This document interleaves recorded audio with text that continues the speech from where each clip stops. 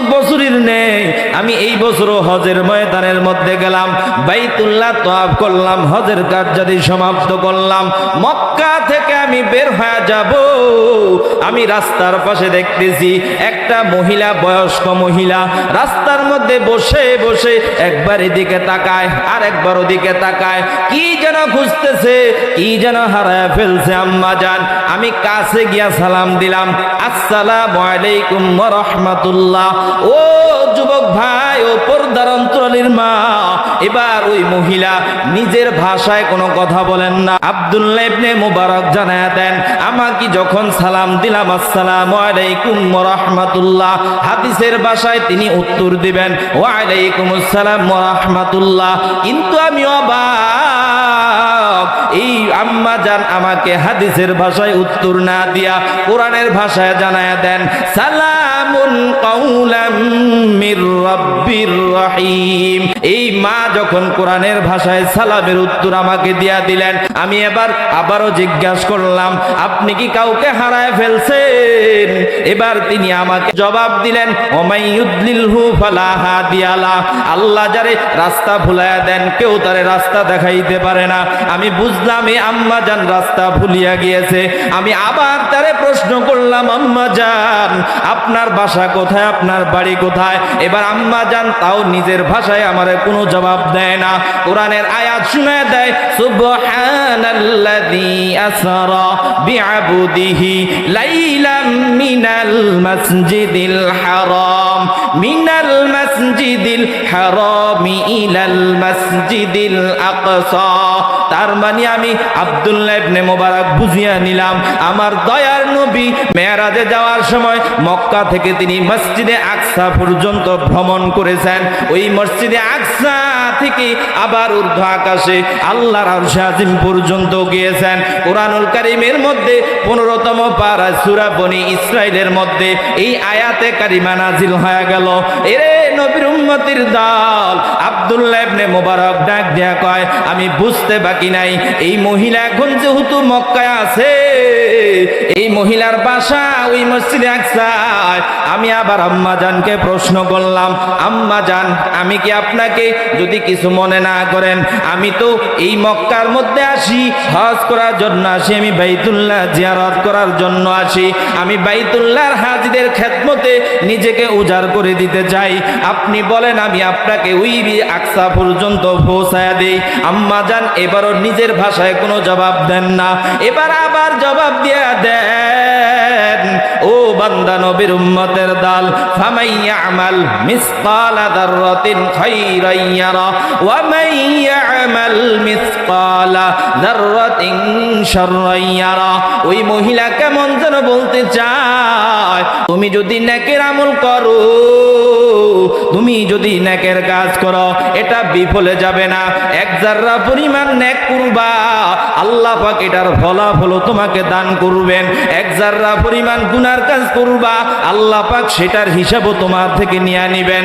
আমার বুঝতে বাকি নাই, আম্মা জান তিনি তো আমাকে পৌঁছায় দেওয়ার জন্য অনুমতি দিয়া দিলেন, নিজের ভাষায় একটা জবাব ওই পর্যন্ত দেন নাই। যতগুলো জবাব দিচ্ছেন ততগুলো জবাব দিচ্ছেন কোরআন থেকে। কোন সুবহানাল্লাহ। এবার আব্দুল্লাহ ইবনে মুবারক ওট আছে সাথে করে, ওটটারে নিচে নামায়া বসায় দিলেন, ওট বসে যা। ওটটা যখন বসে যায়, ওটটার বসে যাওয়ার পরে ডাক দিয়া কয়, আম্মা জান আপনি এটার উপরে উঠে বসে যান। ওই বান্দা নবীর উম্মতির দল আব্দুল্লাহ ইবনে মুবারক ওট যখন বসায় দিলেন, ওই আম্মা জান যিনি রাস্তা হারায় ফেলছেন, যিনি তার পথিকদেরকে সাথীদেরকে হারায় ফেলছেন, যিনি তার মাহরাম ব্যক্তিদেরকে হারায় ফেলছেন, ওই মুখদেরকে ওই মহিলা এবার ওটের মধ্যে উঠে বসলেন।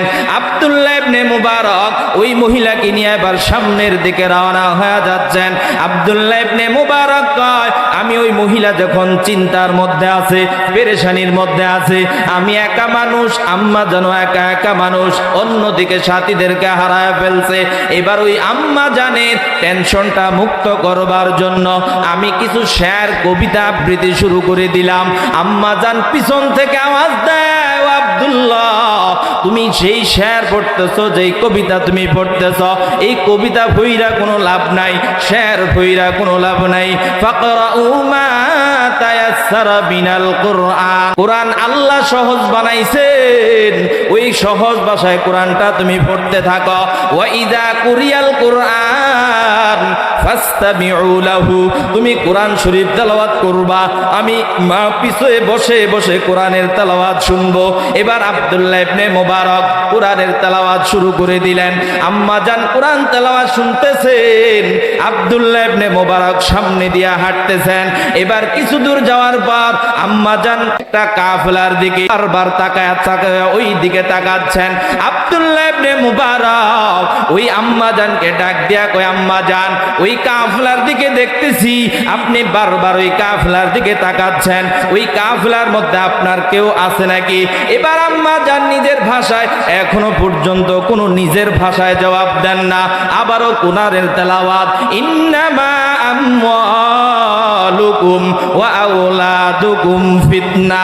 ওই নবীর উম্মতের দল, আব্দুল্লাহ ইবনে মুবারক জানায়া দেন, ওই আম্মা জান এই আয়াত তেলাওয়াত করার পর আমি বুঝলাম যে আম্মা জানের কোনো ওয়ারিস এই পুত্রের মধ্যে আছে, এই কাফেলার মধ্যে আছে। আমি আম্মা জানকে আবারও জানায়া দিলাম, ও আম্মা জান, এই কাফেলার মধ্যে যদি আপনার সন্তান বা কেউ থাকে, এদের নাম আমি আব্দুল্লাহরে জানায়া দেন। আমি আব্দুল্লাহ ইবনে মুবারকের নামগুলো জানায়া দেন। কোরআন থেকে আওয়াজ, ওয়াত্তাখাযাল্লাহু ইব্রাহিমা খলিলা ওয়া কাল্লামাল্লাহু মূসা তাকলিমা ইয়া ইয়াহইয়া খুযিল কিতাবা বিকুওয়া। সুবহানাল্লাহ। কোন এ নবীর উম্মতের দল তিনটা আয়াতে কারিমা তেলাওয়াত করলেন। ওয়া কাল্লামাল্লাহু মূসা তাকলিমা ইয়া ইয়াহইয়া খুযিল কিতাবা বিকুওয়া ওয়াত্তাখাযাল্লাহু ইব্রাহিমা খলিলা। তিনটা আয়াতের মধ্যে তিনটা নাম পাওয়া যায়। একটা নাম ইব্রাহিম, আরেকটা নাম হলো মূসা, আরেকটা নাম হলো ইয়াহইয়া। আব্দুল্লাহ ইবনে মুবারক ডাক দিয়া কয়, ওই মহিলা যখন আম্মা জান যখন তিনটা আয়াত তেলাওয়াত করলেন, আমি বুঝতে বাকি নাই এই তিনটা সন্তান ওই কাফেলার মধ্যে আছে। আমি তিনটা নাম ধরে ডাক দিলাম, এরে ইব্রাহিম, ও মূসা, ও ইয়াহইয়া, কে আছো এই কাফেলার মধ্যে?